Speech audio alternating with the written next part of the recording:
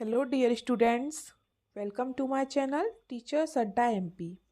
और आज आपकी 8th ग्रेड अभ्यास पुस्तिका गणित कक्षा 8 की क्लास होने वाली है, चैप्टर नंबर 9 जिसका नाम है क्षेत्रमिति। तो हम आज इसका पहले पार्ट 1 करेंगे, फिर पार्ट 2 करेंगे। जैसा कि आप सभी जानते हैं कि मैं पार्ट 1 में पहले आपको थोड़ा टॉपिक समझा देती हूँ, फॉर्मूले वगैरह। उसके बाद हम कुछ क्वेश्चंस करते हैं पार्ट 1 में, और पार्ट 2 में अपने सारे क्वेश्चन कवर कर लेते हैं। तो चलते हैं हम अपनी क्लास की तरफ। उससे पहले जो बच्चे हमारे चैनल पर नए हैं या जिन्होंने अभी तक चैनल को सब्सक्राइब नहीं किया है बेटा, तो जल्दी से सब्सक्राइब कर लीजिए, जिससे कि हमारे आने वाले सारे वीडियोस आप देख सकें। ठीक है, चलिए चलते हैं। अध्याय 9 क्षेत्रमिति, यह आपके पाठ का नाम है। तो इसमें ये जो कुछ लाइंस हैं जो मैंने हाईलाइट की हैं, ये पिंक कलर से आप देख सकते हैं। ठीक है, तो मैंने क्या फॉर्मूले हाईलाइट किए हैं आपको। कुछ लाइंस हैं और कुछ फॉर्मूले हैं जो कि मेन हैं। जैसे कि आप पूरा पाठ नहीं पढ़ना चाहते हैं, तो ये कुछ मेन फॉर्मूले हैं जो मैंने आपके लिए हाईलाइट करके रखे हैं। ठीक है, जैसे कि बंद समतल आकृति के चारों ओर, एक कोई आकृति है, कोई भी बना लो, जैसे ये है, ये बंद है। इसके चारों ओर की दूरी, ये जो चारों ओर की दूरी है, यहाँ से मानो मैं यहाँ से चली इस लाइन पे, इसके चारों तरफ, तो ये बेटा ये दूरी क्या कहलाती है? परिमाप कहलाती है। और ये परिमाप आप कैसे निकालते हैं? किसी भी चीज का परिमाप हो, कोई भी बंद आकृति हो, चाहे त्रिभुज हो, वर्ग हो, आयत हो, समचतुर्भुज, समांतर, कोई भी, एनीथिंग, एवरीथिंग, कोई भी आकृति हो, उसका आपको परिमाप पूछा जाता है। तो आप चारों जितनी भी उसकी साइड हैं, 4, 6, अष्टभुज है, 10 भुज है या सप्तभुज है, जो भी है, जितनी भुजाएं हैं सबको आपको जोड़ देना होता है, वो परिमाप कहलाता है। ठीक है। दूसरा, उस आकृति द्वारा घिरे हुए भाग को, जो आकृति द्वारा भाग घेरा गया है, मतलब जैसे ये आकृति है, ये जो घेरा है भाग, ये जो अंदर का भाग है, इसे हम क्या कहते हैं? इसे बेटा हम क्षेत्रफल कहते हैं। ठीक है, जैसे कि एक तरीका आप मान सकते हो, जैसे कि ये मंदिर है, आप मंदिर जाते हैं। ठीक है, जब आप परिक्रमा लगाते हैं इसके चारों तरफ, तो ये क्या है? परि मतलब परिक्रमा, मतलब परिमाप, आप उसको माप रहे हैं। ठीक है, और जब आप उसके अंदर जाते हैं, तो आपने जो अंदर जा रहे हो उसे हम क्या कहते हैं? क्षेत्रफल। ठीक है, अगर आप मंदिर के चारों ओर परिक्रमा कर रहे हैं तो वो हो गया परिमाप, और अगर आप मंदिर के अंदर गए हैं तो वो हो गया क्षेत्रफल। ठीक है, याद रखेंगे। इसके बाद देखिए, त्रिभुज का क्षेत्रफल है, ये समचतुर्भुज का क्षेत्रफल है। और आगे चलते हैं तो आपको ये घनाभ का कुल पृष्ठीय क्षेत्रफल, घनाभ का कुल मतलब टोटल, जो घनाभ होता है आपका, इस प्रकार का होता है घनाभ, उसका कुल पृष्ठीय क्षेत्रफल है। ठीक है, आगे चलते हैं। घन का पृष्ठीय क्षेत्रफल, बेलन का पार्श्व पृष्ठीय क्षेत्रफल, बेलन का पार्श्व मतलब सामने वाला, बेलन का टोटल कुल पृष्ठीय क्षेत्रफल। और फॉर्मूले हैं बेटे, फॉर्मूले जब तक आप याद नहीं करेंगे ना, तो आप क्वेश्चन सॉल्व नहीं कर पाएंगे। सबसे बड़ी प्रॉब्लम यह है कि आप क्वेश्चन सॉल्व नहीं कर सकते। ठीक है, ये घनाभ का पृष्ठीय क्षेत्रफल, घन का, बेलन का, घनाभ का वक्र पृष्ठीय क्षेत्रफल। ठीक है, घन का वक्र पृष्ठीय क्षेत्रफल। और आगे चलते हैं।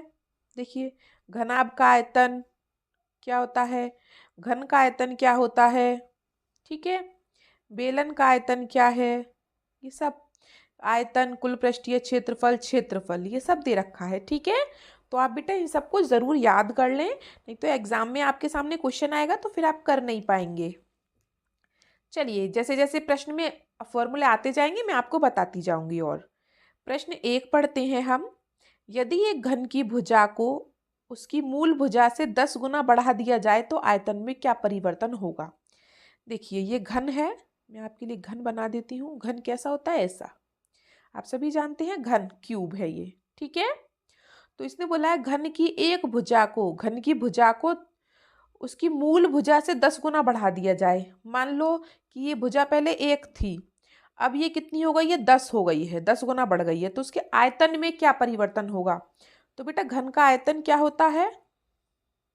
देखो, घन की लंबाई, चौड़ाई, चौड़ाई, लंबाई और ऊंचाई सब बराबर होता है घन का, क्योंकि घन जो आपने देखा होगा लूडो का गोटा वो चारों तरफ से एक सा होता है, तो उसकी लंबाई चौड़ाई ऊंचाई सब बराबर होता है। ठीक है, तो जो उसकी भुजा है वो सारी बराबर होंगी।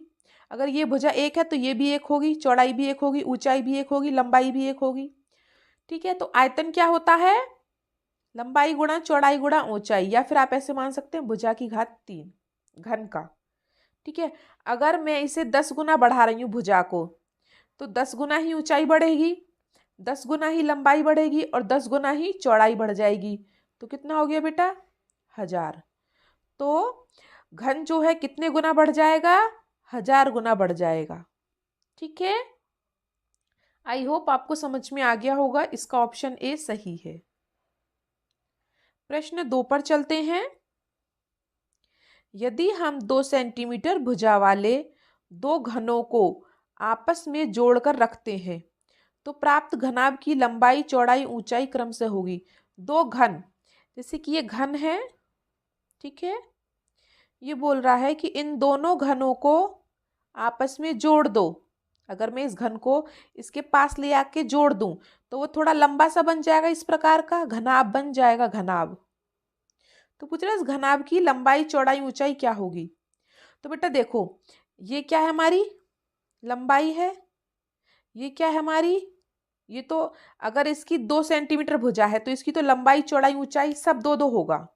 चौड़ाई ये हो गई और ऊंचाई ये हो गई 2। ठीक है, अगर इस घन को मैं इधर ला के मिला देती हूँ इसके पास में, ठीक है, तो लंबाई बेटा कितनी हो गई? 2 तो ये रही, 2 ये हो गई, 4 हो गई लंबाई। चौड़ाई तो उतनी रहेगी जितनी ये है, उतनी ये है, उतनी ये है, तो चौड़ाई तो उतनी रहेगी। ऊंचाई बेटा, ऊंचाई भी उतनी रहेगी, देख सकते हैं आप यहाँ पे 2 ही रहेगी। तो लंबाई कितनी है? 4, चौड़ाई 2 और ऊंचाई 2, तो 4 2 2। ऑप्शन में ये रहा, ऑप्शन सी हमारा सही है। ठीक है, प्रश्न 3 पर चलते हैं। प्रश्न 3, एक समचतुर्भुज के दो विकर्णों की लंबाई दे रखी है आपको। एक समचतुर्भुज बना लेते हैं हम इस तरीके से, उसके अंदर ये विकर्ण है, ये समचतुर्भुज हो गया आपका, और ये अंदर के बेटा क्या होते हैं? ये विकर्ण। तो उसने बोला एक विकर्ण की लंबाई कितनी है? 30 है और दूसरे की कितनी है? 16 है। तो क्षेत्रफल क्या होगा? तो समचतुर्भुज का क्षेत्रफल अभी किताब में मैंने हाईलाइट कर रखा है, आप देख सकते हैं। तो समचतुर्भुज के क्षेत्रफल का फॉर्मूला क्या होता है बेटा? 1/2 गुणा पहला विकर्ण गुणा दूसरा विकर्ण, और विकर्णों को हम क्या कहते हैं? D, diagnosis. ठीक है, तो D1 गुणा D2, मतलब पहला विकर्ण गुणा दूसरा विकर्ण, तो 1/2 गुणा एक विकर्ण क्या है? 30 और दूसरा विकर्ण क्या है? 16। अब 2 से हम 30 या 16 किसी को काट सकते हैं, जैसे 2 के पहाड़े में 8 16 आता है, 2 8 16। तो ऊपर क्या बचा? 30 गुणा 8, एक की गुणा तो एक ही होती है, 30 गुणा 8। नीचे तो कुछ नहीं बचा, 2 था वो भी कट गया। 30 की 8 में गुणा करेंगे तो क्या आएगा? 240, मतलब कि ऑप्शन ए हमारा सही है। ठीक है, प्रश्न 4 पर चलते हैं। यदि एक घनाकार टंकी जिसमें ढक्कन नहीं है, जैसे कि ये मैं एक टंकी बना देती हूँ, यहाँ पे घनाकार टंकी है, इस तरीके की घनाभ की आकार की। घनाभ आपका ऐसा होता है जैसे ईंट होती है ना, लंबी सी थोड़ी, इस तरीके से ये घनाभ है आपका। तो ये कह रहा है इसमें ढक्कन नहीं है, मतलब कि इसमें ये ऊपर वाला हिस्सा नहीं है, ये वाला हिस्सा नहीं है बेटा, ढक्कन नहीं है, ये वाला हिस्सा नहीं है। ठीक है, चलिए फिर इसकी लंबाई 1 मीटर, चौड़ाई 1 मीटर, गहराई 2 मीटर है। मतलब कि लंबाई मतलब लेंथ 1 मीटर, चौड़ाई मतलब ब्रीथ 1 मीटर है, और गहराई मतलब ऊंचाई, उसकी गहराई मतलब h, हाइट 2 मीटर है। तो टंकी का पृष्ठीय क्षेत्रफल क्या होगा? तो बेटा घनाभ का जो पृष्ठीय क्षेत्रफल का फॉर्मूला होता है वो क्या होता है? 2LB, मतलब लंबाई गुणा चौड़ाई प्लस चौड़ाई गुणा ऊंचाई प्लस ऊंचाई गुणा लंबाई, ये होता है फॉर्मूला। लेकिन ये क्यों होता है? क्योंकि देखो इसकी दो तो ये आगे के पृष्ठ हैं, एक ये रहा आगे का, एक पीछे का, एक ये दोनों साइड के और एक ऊपर नीचे के। ठीक है, 6 भाग होते हैं। लेकिन इसने क्या कहा है? ऊपर का भाग तो है ही नहीं, ऊपर का भाग तो है ही नहीं। तो मतलब कि हमारा ये है कि इसका तो एक ही भाग है, इन दोनों के तो 2 2 भाग हैं, दोनों दोनों तरफ के, लेकिन इसका एक ही भाग है। तो ये 2 को हम यहाँ नहीं लगाएंगे, हम इसका फॉर्मूला चेंज करेंगे। ये घनाभ है, दोबारा बना देती हूँ, ठीक है। ये ऊपर का भाग नहीं है, सिर्फ नीचे नीचे का भाग है, तो सिर्फ लंबाई और चौड़ाई लेंगे इसमें, प्लस इसके दोनों तरफ के भाग है, ठीक है, 2BH प्लस 2H लंबाई और ऊंचाई, ठीक है। तो लंबाई और चौड़ाई क्या है, 1 गुणा 1, मतलब 1 की 1 में गुणा करेंगे तो 1, फिर है प्लस 2 गुणा चौड़ाई और ऊंचाई, 2 एकम 2, प्लस 2 गुणा ऊंचाई और लंबाई, 2 एकम 2, ठीक है। तो 1 प्लस 2 दूनी 4 और 2 दूनी 4, 4 और 4 8 और 1 9, 9 आपका आंसर सही है, ठीक है। अगर ये ऊपर ढक्कन भी होता तो हम यहाँ भी 2 लगा लेते फिर तो, ठीक है, सीधा सीधा फॉर्मूला बन जाता। लेकिन बेटा इसने बोला है कि ऊपर का भाग नहीं है, उसमें सिर्फ 5 ही हिस्से हैं, ठीक है। मान लो आप ईंट है आपके पास, तो ईंट का ऊपर वाला हिस्सा ना गिन के जो चारों तरफ के हिस्से हैं 5 हिस्से, उन्हें गिने तो क्या आंसर होगा, ये पूछ रहा है, ठीक है। चलिए आगे चलते हैं प्रश्न 5 पर। 1 घन मिलीमीटर किसके बराबर है? तो बेटा मिलीमीटर पूछा है, ठीक है, तो मिलीमीटर में वैसे भी 3 ही जीरो होती हैं, ठीक है। तो 1 घन मिलीमीटर आप देख सकते हैं 3 के बाद पॉइंट किस में आ रहा है, इसमें आ रहा है, ठीक है। तो सिंपल ही था, बिल्कुल सी वाला ऑप्शन सही है। चलिए आगे चलते हैं प्रश्न 6 पर। ऐसे घन की भुजा ज्ञात कीजिए जिसका पार्श्व पृष्ठीय क्षेत्रफल 400 सेंटीमीटर स्क्वायर है। तो बेटा क्या पूछा, घन का पार्श्व पृष्ठीय क्षेत्रफल। तो घन का पार्श्व पृष्ठीय क्षेत्रफल का फॉर्मूला क्या होता है, 4L स्क्वायर। आपने उसमें आप अपनी बुक में देखना जो मैंने हाईलाइट किया है। L का मतलब क्या है बेटा, भुजा, ठीक है, मतलब 4 गुणा भुजा का स्क्वायर, सीधा सीधा फॉर्मूला है इसका। तो बस भुजा आपको भुजा निकालनी है आपको, पृष्ठीय क्षेत्रफल दे रखा है, ठीक है। तो घन का पार्श्व पृष्ठीय क्षेत्रफल क्या होता है, 4 गुणा भुजा की घात 2 या भुजा का स्क्वायर। पार्श्व पृष्ठीय क्षेत्रफल आपको दिया है 400, इधर क्या आ जाएगा 4 गुणा भुजा का स्क्वायर। अब 4 इसको हम भाग में ले जाएंगे नीचे, इधर भुजा का स्क्वायर, 4 का भाग किया हमने तो क्या आया 100। मैंने इसको इधर उधर कर लिया चेंज, ठीक है, जिससे कि आंसर सीधा बैठे। 4 का भाग किया 100 400 में तो क्या आया 100। अब इसके पास स्क्वायर है, मतलब वर्ग है, इसके पास घात है, तो 100 पे अंडर रूट चढ़ गया, ठीक है। तो भुजा बराबर क्या आया, 100 किसका वर्गमूल है, 10 का, ठीक है। आप जानते हैं घन और वर्ग मैंने पढ़ाए हैं, 10 की 10 में गुणा करेंगे तभी तो 100 आएगा, मतलब 10 किसका वर्ग है, 10 का वर्ग क्या है 100, ठीक है। आगे चलें प्रश्न 7 पर। चलिए प्रश्न 7 पर चलते हैं। देखिए 21 सेंटीमीटर चौड़ाई वाले आयताकार कागज को, तो बेटा ये आयताकार है, ये आयताकार कागज है, कितना है कागज चौड़ाई वाला, इसकी जो चौड़ाई है, ये जो चौड़ाई है ये कितनी है बेटा 21 सेंटीमीटर है, ठीक है।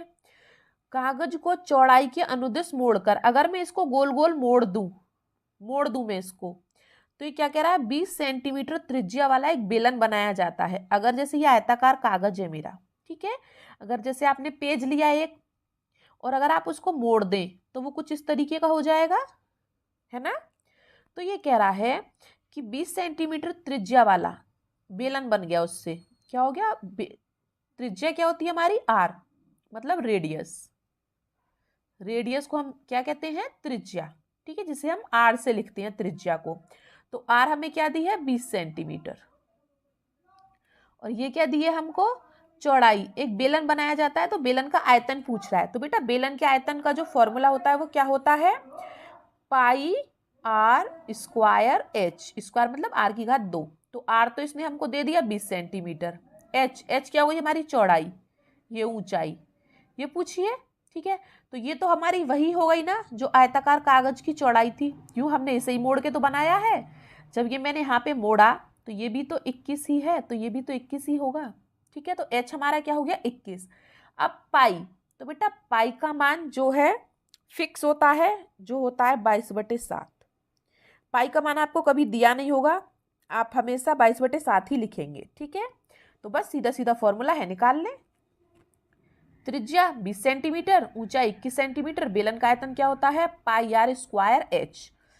पाई का मान मैंने लिख लिया है 22/7। आर स्क्वायर मतलब आर 2 बार है तो 2 बार लिखेंगे 20 गुणा 20 और एच का मान 21 तो गुणा 21। 7 से मैंने 21 को 3 बार काट दिया, सबकी गुणा कर लें 22 गुणा 20 गुणा 20 गुणा 3, सबकी गुणा करके आया 26,400। ठीक है, किसी को कोई प्रॉब्लम? चलिए तो आगे चलते हैं प्रश्न 8 पर। 5 सेंटीमीटर भुजा वाले घन का आयतन। यह आपका घन है, घन में सारी भुजाएं समान होती हैं। भुजा का मान दिया है 5, तो घन का आयतन क्या होता है? लंबाई गुणा चौड़ाई गुणा ऊंचाई। 5 लंबाई 5 चौड़ाई 5 ऊंचाई, क्योंकि घन में सारी भुजाएं बराबर होती हैं। तो क्या आया 125 हमारा आंसर, जैसे कि आपका ये लिखा है। भुजा बराबर 5 सेंटीमीटर दी है, घन का आयतन क्या होता है? घन में सारी भुजाएं बराबर होती हैं बेटा, तो आप तो या तो लिख सकते हैं लंबाई गुणा चौड़ाई गुणा ऊंचाई, या फिर भुजा गुणा भुजा गुणा भुजा, या भुजा की घात 3। अब घर में कुछ भी लिख सकते हैं। ठीक है, चलिए तो 5 गुणा 5 गुणा 5 बराबर 125। सबका हो गया होगा। तो आज की आपकी क्लास यहीं खत्म होती है बेटा। प्रश्न 9 से मैं अगली क्लास में करवाऊंगी आपको। अगर किसी भी क्वेश्चन में कोई भी समस्या है तो आप कुछ पूछना चाहते हैं तो आप मुझे कमेंट बॉक्स में पूछ सकते हैं, मैं आपका रिप्लाई ज़रूर करूंगी।